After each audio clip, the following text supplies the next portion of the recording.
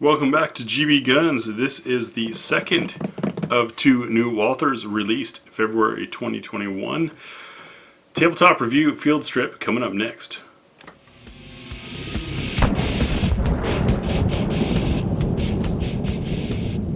So many of you saw the tease about the new Walther in February. We already showed you the compact model. This is the PDP 4.5 inch. We're going to take a look at this. As far as the minutia differences and details, check the tabletop video on the 4-inch PDP. There's where I go into a bit more detail on it. This is going to be more of our classic tabletop review. But to continue in that theme, show you what you get in the case. You get 2 mags. This is 18 rounds, so 18 plus 1 rounds in this guy. It's a full-size gun with a mag loader. We get 2 different rubberized, see how soft that is, rubberized back straps, plus the third one that's on the gun. As far as how this changes the actual fit and feel in both my large hands and Tia's small hands, watch our shooting impressions video. We'll go through and note where it changes our contact points on the gun. And a little baggie over here, you get your tools for removing the optics plate, because this is an optics ready gun, and changing out the back strap. And up top we have our owner's manual, no test target. I was kind of disappointed in that. That was one of my favorite things with Walthers of the past. Who knows, maybe that's because of the ammo shortage. We'll see as time goes on. It might also be because this is a very early gun. But new gun means new manual. That gives Walther a chance to step ahead, and they did. You've got full color, very clear photographs explaining everything. People mock my attention to the manuals. However, I realize that not every gun owner is on their 20th gun. Some are on their first, or maybe new to pistols. And so it's important that the manual that comes with that, with any gun that is potentially someone's first of its type, be nice and descriptive.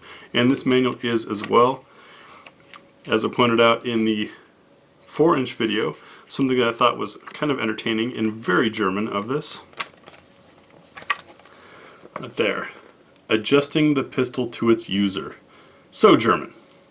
9. Pistol is fine. If you need to make changes, it's obviously about you, not because of the gun. Anyways. Alright, we'll get that out of the way and take a look at the actual gun. Look at that handsome thing. Love 4.5 inch barrel size. It is my preferred. You get a longer sight radius, which makes aiming a little bit easier. Not that that really matters when you've got an optics ready gun. You could swap a red dot on there, and then you can aim a short barrel just as well as a long barrel, maybe. But it also helps with the balance for a longer grip like this. With this 18 round mag, I have plenty of space, no fear of smashing my finger, and as you can see, magazine ejection is nice and positive. But you also get more velocity out of your ammunition, not just with the longer barrel, but also Walther has a stepped chamber. That's part of what makes them feel sometimes maybe a little snappier. The chamber fits tighter. It's fitting to the case, not leaving a big old gaping space. Because the problem is, as many of you who know our What's for Dinner test and have followed us on Instasham, read our articles, know that especially 9mm, the actual overall length of a 9mm round can vary greatly, and where on the bullet it hits that optimal diameter also varies greatly. And so it's kind of tough for gun makers to know how to make a chamber. Most 9mm pistol chambers are plenty long and gaping, and what ends up with that is if you have a shorter round like this, you end up with a little bit of a blow-by. You're losing gases out the front, you're getting a little bit of blow-back gases behind the bullet before the bullet has left the barrel that are jetting hot, dirty nastiness all into the chamber and things like that. So by having a step chamber that ends right at the case end there, you're keeping things tighter for higher pressure, higher velocity, better performing ammo, more accuracy, and a cleaner running gun. Good on Walther for that. Show clear, of course, before we get into this. And for those of you YouTube censors who have not read the pre-roll, I am field stripping this gun and pointing out the mechanical features of it in design. I am not modifying it, nor am I creating a gun, nor am I selling a gun. I'm merely describing the physical characteristics of a mechanical object. With that out of the way, pointing the muzzle at the camera, which is not my eyeballs. I am not a superhero, can't film this with my face. I am 90 degrees to the camera. This lets us look at the muzzle and see any crowning on the barrel, as well as the shape there. And you can see this nice cut, which makes for an out front kind of push, or these serrations, which are actually super serrations, not just super as in Superman, but super as in extra exterior. They are wider than the body of the slide, which makes them really easy to grab for an easy press check. Might also notice this relief cut here. That kind of guides your hand right to the rear serrations if you're running across for a rear rack. Plenty of rail space for lights, lasers, the accessories of your choice. If you work for CNN, you might be able to find a chainsaw to fit on there. We've got plenty of serrations on the front of the trigger guard for those that like that support finger out front kind of thing. A little bit of a curve to serve as a hook to keep from flipping off, but not much. This radius, the light kind of shines to show you the curve there, allows plenty of relief for the middle finger, and it's nicely rounded through here, so you're not going to get block knuckle, I'll call it, so I'm not using another manufacturer name, from drawing, grabbing, or wielding this pistol over and over again in training classes. I used a Glock 19 in competition when I first got into it because it's what I had, and also took it to some training courses, and man, got the calluses there that reminded me of patrol knuckle from carrying around my M16 in Afghanistan. Not going to happen with this Walther as far as the knuckle there. Nice wide flat there. The magazine release, you can see, is partially shielded from underneath. It's also reversible to hit on both sides. We have our slide lock and release on both sides. The big test that a lot of companies fear, does it actually work? I locked it from this side, I released it from the side. It does work. Where the failure for a lot of manufacturers has been is they put a bar over here and there's a transfer piece that reaches across, because the actual catching and releasing, remember, happens on this side. And with that leverage, you end up torquing that bar, which means it'll eventually break, and it doesn't actually activate on the side it should. Not an issue with the Walther. This texture is reminiscent of what was on the steel frames. Let's see if I can get the camera to focus on it for you. It's actually a pyramid inside of a pentagon, and it is very grippy. It provides a nice positive grip. When you hold the gun, it holds you back, which is kind of nice. Combine that with those Walther ergonomics, and it's a very naturally feeling pistol in hand. If you're really squeezing hard, I could see it maybe feeling a little abrasive, but it's not abrasive to rub against, unlike some of the other next generation guns that came out where they went super aggressive on the texture, because that's what everyone screamed about, and then as soon as you put it in a holster under a shirt, it starts ripping up your shirt and your skin. I don't think that'll be a problem here. Time will tell. Notice no finger grooves on the front strap. That was also carried over from the steel frame shape that shed the PPQ's finger grooves.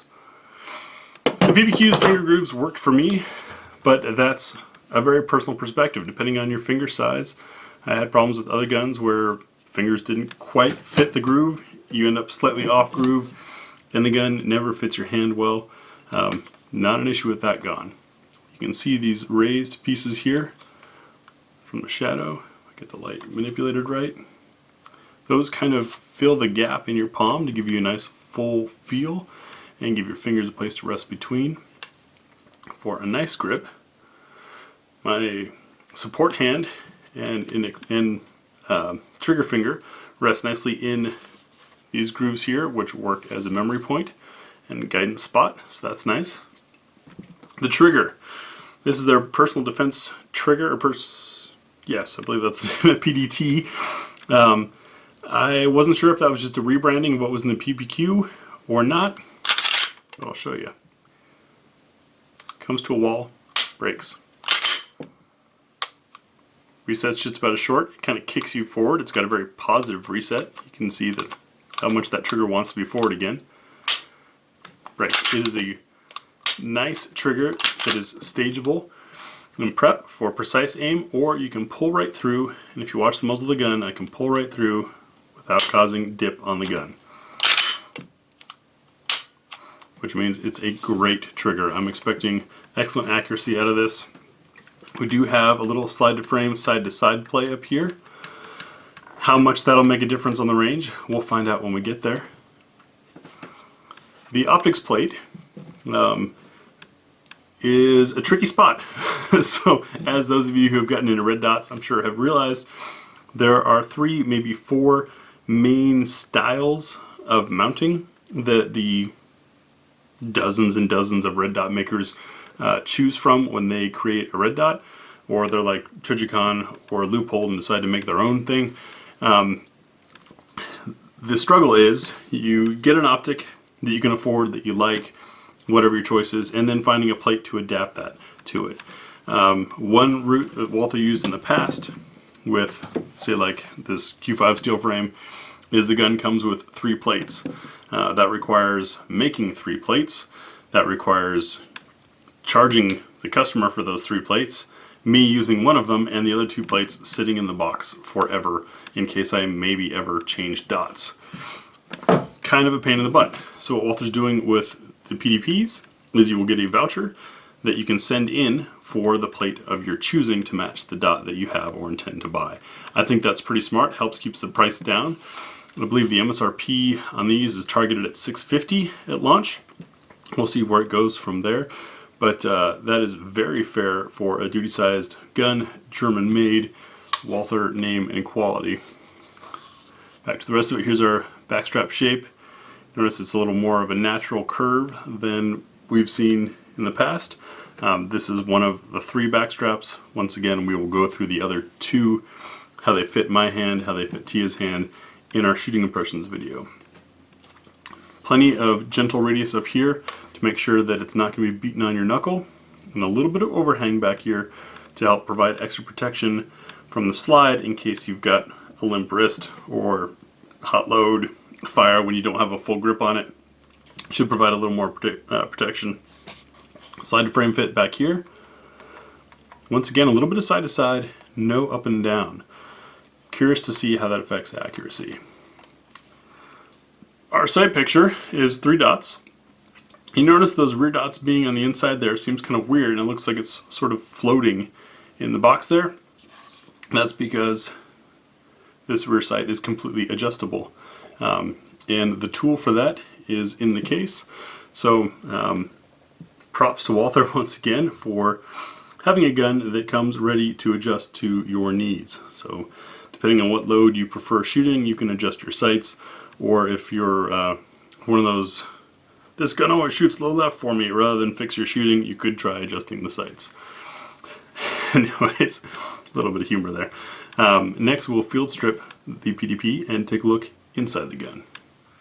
Field stripping the PDP is something that most striker fire shooters will find familiar. We're going to, of course, check clear first, release striker pressure, pull down on these takedown tabs on both sides, nice and broad and comfy, back on the slide a little bit, and then ease the slide forward, comes right off. Taking a look in our frame, interesting that that spring has that copper color there. That is not a lighting effect, it is truly a copper colored spring. Kind of different, I'd say. We have a little bit of feed assist provided here as part of the main block. There is our front rail and our rear rail. Looks good and clean. And for taking the slide apart, we're going to put a little pressure on our spring, which comes off nice and easy. It appears to be polymer with a flat coil spring, potentially color coded. We'll see if Walther comes out with something of different colors later on for different loads. And to remove the barrel, we're going to tap that out, bring it forward to take it out of its lock, back and out, 4.5 inch barrel. And the machining inside the slide is absolutely beautiful, as you'd expect from German machining with new tooling for a new gun. Nice to see there's a little touch of thread locker The camera's going to pick that out. A little bit of blue hue in there for that piece. And it appears we've got a spacer. We do. There's a polymer spacer sitting in here that explains why this recoil spring looks just like the one in the 4-inch. Next we'll check our barrel for chamber support. That's done as always on our channel using Nosler Match. We use this stuff because it is the most precise and consistent ammunition we've tested out of, well, a little over 70 loads, and I want to make sure it's a fair test for both you guys and the manufacturer. Drop the round in, bring the camera in, and what we're looking for is to see if the chamber wraps all the way around the brass. And as you can see, it does. That's important, especially in 2021, where you might be shooting more reloads or more questionable, lower quality ammo.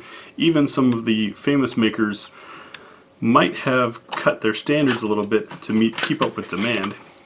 When that happens and you have a blowout, that being that the brass blows out its pressure, when it's an unsupported chamber or not fully supported, it blows out this way down into the frame of the gun, typically blast the magazine out of the gun, can often crack the frame, startle you, ruin your day, and since this is the firearm according to the ATF, you now have a dead gun. So, the Walther's fully supported chamber provides a little bit extra security for that. That brass is not going to blow up through this steel. No, that pressure is going to send the round out the barrel. On top of that, you've got that step chamber helping build that pressure, so I have good feelings about accuracy and reliability with the PDPs. For reassembly, we fit the barrel back down in there like that, put our spring a little end forward, and seat it on its little shelf, and then bring the slide over the frame, making sure we line up the rails there. Pull back and it locks. And we do our quick functions check. Trigger works, trigger resets, the gun is ready to go. From here, we'll take this out for our shooting impressions video where I and Miss Tia will run our trademarked What's for Dinner test, variety of loads to see how it performs and functions in this gun, as well as some quick field accuracy, and give you our impressions. We both have different hand sizes, experience, tastes, preferences, things like that. So we tend to have different opinions, makes it a bit of a more fair review for you. This being the 4.5 inch, I'm thinking this one is going to get a red dot on it, just because when the gun's that big, you might as well add more to it, right? However, shooting a 4.5 inch with iron sights is always so rewarding because that longer sight radius gives you more precise aiming. So long as the shooter does their part, you can typically shoot better with a longer barrel. Curious. Let us know what you guys want to see. If you want to see this with a red dot on it or not. Also, if you're curious about that step chamber change in performance, we do now have a lab radar we picked up from Optics Planet that may be able to tell us if there truly is a velocity difference or how big it is. That, of course, isn't the intent of the step chamber, but I've heard it's an effect that step chamber can have. Ammo is scarce, but we could probably set aside some rounds to test that. Would be interesting. Let me know your thoughts on the PDP. I know a lot of you are expecting a gun much smaller than this. However, I think with Walther's focus on duty guns and personal defense guns, and how seriously Walther has taken things for, well, more than a century, I'm not surprised I stayed away from the itty-bitty guys, since giving your bullet more velocity to do its job increases your chances of success in a defensive shooting. Of course, they're not going to come out with the small gun first. They'll let people make that personal decision on their own, but I wouldn't be surprised if we see one in the future. It just, this duty-sized gun seems more appropriate for Walther and people who choose Walther, in my personal opinion. That's the PDP 4.5 inch tabletop review and field strip. Thanks for watching.